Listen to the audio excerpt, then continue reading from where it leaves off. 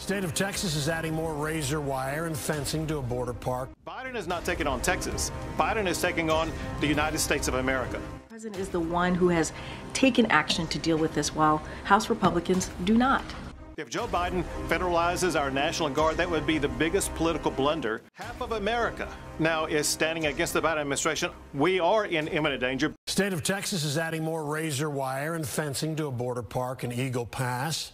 Crews are scrambling, though, to make changes as the Rio Grande is rising. Truckloads of new fencing arriving in Shelby Park in Eagle Pass. Here with more, Texas Governor Greg Abbott. Governor, first I applaud your efforts. You've been on this show many times. You've tried convoys. You have done everything humanly possible.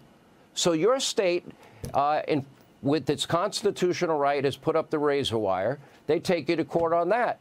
And now they set up a confrontation between your National Guard and federal border troops. Now, I don't think either side of that equation wants to be enemies. They're all on the same side, aren't they? They are, and as you pointed out, and as Border Patrol Council and Border Patrol members have made clear to Texas and to myself, they want to have nothing to do with regard to tearing down that razor wire or tearing down the barriers that Texas has erected for one simple reason, and that's because they are working. Border Patrol says that what Texas has done to secure the border actually makes their job even easier. The only resistance we're facing is coming from Joe Biden. Know this, Sean, and that is Joe Biden is in violation of federal law that already exists. For one, he is not living up to his duty to deny illegal entry across the border. Instead, he's aiding that illegal entry. The second thing is he's not, once people do cross the border, he is not detaining them as he's required by law. Instead, he's giving mass parole across the country.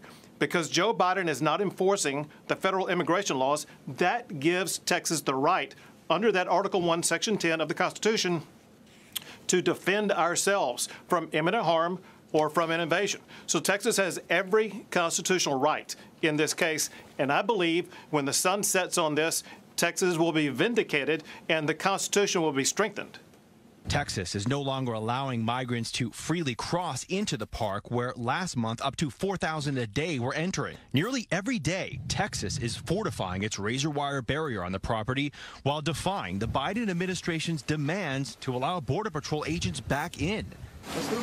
Around sunrise today, migrants illegally crossed and climbed onto Texas's cargo container wall.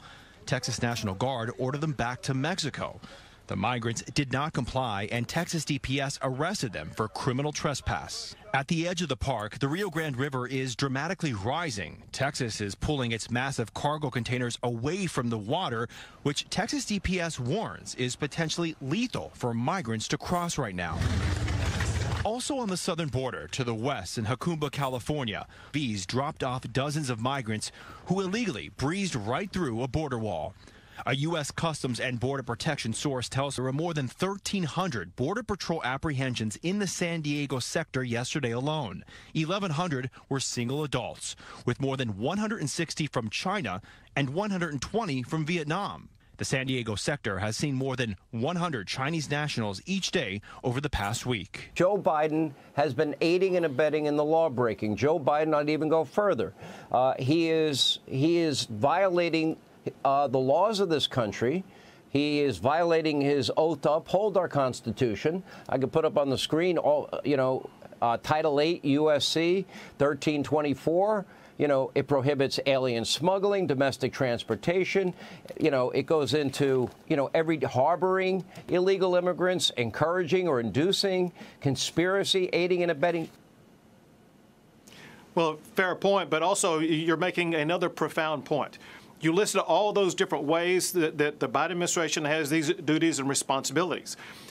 Because they're not just doing that job poorly, but because they have totally abandoned doing that job whatsoever. That is exactly what gives Texas our constitutional right for Texas to be able to act. So by Texas building the barriers that we have, by us taking the action to repel illegal immigration, we're fully authorized because the federal government has ceded or conceded the field of immigration enforcement, and Texas has picked up that duty, and we're the ones in self-enforcement. And let me tell you this amazing number, Sean. if you know where that park is, where Texas now has taken over and we blockaded that park, that is an area where sometimes over the past year, there would be as many as 2 or 3 or more than that 1,000 people coming across the border a day. Yesterday, there were just 6 people crossing the border. All 6 of those people were arrested by Texas law enforcement officers. We have now cracked down and been able to staunch the flow of illegal immigration. Biden should want this replicated across the entire border. That's what Texas is trying to do as we speak. And here in Eagle Pass, the month of January is typically a slower month for migrant arrivals. So as the weather warms up over the next couple of months, we'll likely get a clearer picture about whether Texas's razor wire barrier is ultimately deterring those record large groups we have seen here. I got to say one good thing. Your fellow Republican governors have been pretty amazing. They've all come to your defense, every one of them. And they're offering guard troops. They are offering razor wire. They're offering all the help. They understand that you're bearing the brunt of this, but they also understand that their states are also impacted by Joe Biden's open borders. And these people are unvetted, as I keep pointing out. And now Joe Biden's being encouraged to federalize your National Guard, your state guard. What happens if he tries that? What if that happens? If he tries to do that, well, first of all, as you know, this is the #1 issue in America. Americans want a secure border. If Joe Biden federalizes our National Guard, that would be the biggest political blunder that he could make. And that's why I think he will not do it. That said, of course, I am prepared in the event that they do make such a blunder to make sure that Texas will be able to continue to secure our border. You've heard from these former retired FBI, people in the upper echelon of the FBI warning that this is an invasion, warning that a lot of these people are, men that are of age that they could wage war on the country. What are the odds that from these countries that they're coming from that? Well, so Sean, what you just said taps into the words in Article 1, Section 10, Clause 3, where it talks about imminent danger. We are in imminent danger because, as you rightfully point out, these are facts. And that is, there are people who are known terrorists who are coming across the border that pose an imminent danger, whether it be in Texas or some other state. Because Biden is not doing his job, that fully authorizes the state of Texas to protect our state and our country from that imminent danger. Yeah.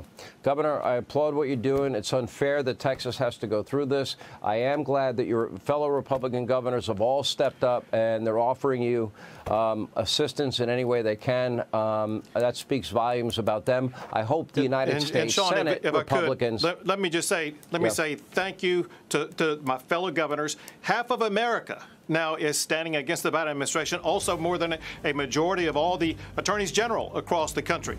Biden is not taking on Texas. Biden is taking on the United States of America. You've done a great job, Governor, under very difficult circumstances, and everybody's pulling for you down there. Hang in there. Thanks, Green. First, a whole high school in New York is having remote classes today because the building was needed to house people who came into this country illegally. So what is the president's priority in this case? Is it the migrants or is it the students? So let me just clear this up a little bit. So yesterday, New York City informed us that as a precaution, they would temporarily relocate migrants staying at Floyd Bennett Field to a nearby high school. As of this morning, all migrants have returned to the facility at Floyd Bennett Field. And so anything specific as to the program and what decided to do and all of the specifics to that, I would certainly refer you to New York City for any additional questions. But if a working parent had to call out to stay home with their kid today, isn't this Biden immigration policy literally taking money out of people's pockets? So let me just say, I'm going to actually go back to your first question for a second because I think I do need to address that, which is, when it comes to education, migrants, the economy, the president deals with multiple issues all at once. That is his job. There are multiple things happening all at once. And as it relates to this particular question that you're asking me about in New York City, that is something that New York City needs the answers to. That That is a process that they took, so they have to answer to that. And as it relates to migrants and what's happening at the border, look, the president has taken this issue very seriously by making sure that on his first day, which is almost 3 years, it'll be a couple weeks, it'll be 3 years ago, that he put forward a comprehensive immigration legislation to deal with what's happening with the immigration process, obviously, and also the border. And this is an issue that's been going on for decades. The system has been broken for decades. And the president is the one who has taken action to deal with this, while House Republicans do not. They get in the way. And Hunter Biden on Capitol Hill today. Oh boy. Here we go. How big of a headache is that for you? Hunter Biden is a private citizen. He is not a member of the White House, as you know, and I just don't have anything else to share. But the last time he was on the Hill, he said the president was certainly familiar with what his son was going to say. I did say that, and here's So and is what the I'm official saying line today. that President what I'm Biden saying does to not help him with his business deals, but he does help him skirt congressional subpoenas?